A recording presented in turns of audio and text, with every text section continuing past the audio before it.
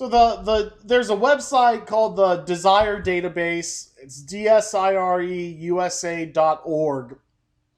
And they're a good resource for solar incentives, but I use the Desire Database more to identify what the rules and regulations are in a given region. So here's solar easements, which are uh, the ability to protect your right to sunlight on the rooftop.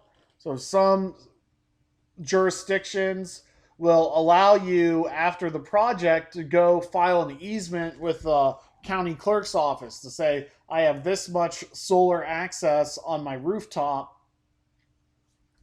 And if someone builds a building to shade my rooftop, I can take him to court for lost compensation, which kind of sounds like something that would come out of a overregulated bureaucratic society. But actually, the solar easement laws are some of the oldest laws, that we have, going back to in Western society, at least going back to Justinian code, back when people were living in caves. The right to sunlight was much more important than it is today. If someone built a clay hut in front of your cave dwelling and blocked all your sunlight, you could get quite mad at them for that. And so there's laws going back 1,000 years concerning the right to sunlight on your property. So in today's era, it's about protecting your solar investment.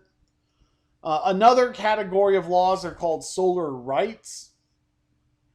Solar rights are provisions against homeowner associations from banning solar outright.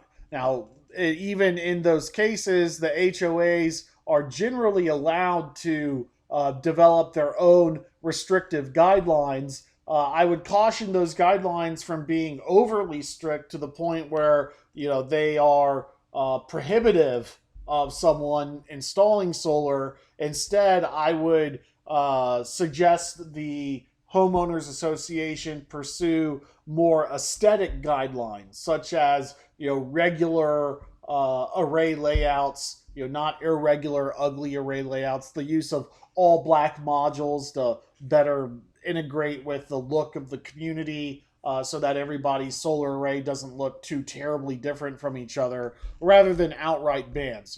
Restriction on external conduit runs. I'm a big fan of internal conduit runs, so I have no problem with that. Things that improve the aesthetics of the array, I think are acceptable for HOA restrictions. Outright bans like no solar arrays can face the street, I think would run afoul of solar rights laws if they're passed in your area.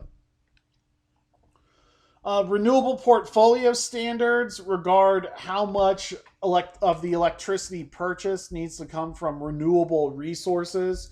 So you may be familiar with the renewable fuel standard. You go to a gas station and it says we're 10% ethanol. There's a national standard saying X amount of the gasoline needs to have Y amount ethanol blend into it, for better or worse. Our federal laws for electricity are not quite as easy to regulate. And so we don't have a federal renewable portfolio standard that says X amount of our energy has to be renewable. I mean, we don't even have, cap and trade systems. Our system is pretty much, once the power plant is up and running, you can dump as much carbon dioxide in the air as you want for profit.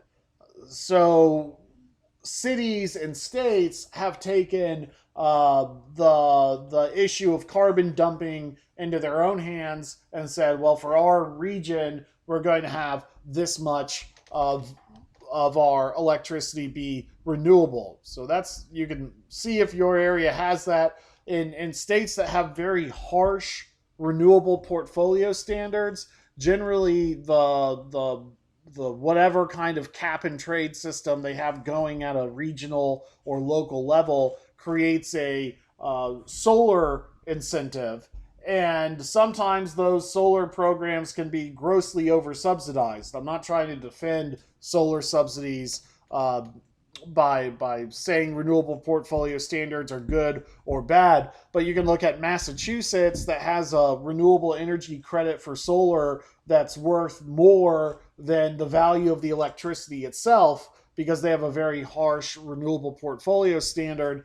Then you have a state like Texas that has a renewable portfolio standard, and I think it was the first state in the country to have a renewable portfolio standard, but it's a joke. It's so easy for Texas to meet its renewable energy requirements that the renewable energy credits, the carbon credits that are produced, are essentially worthless.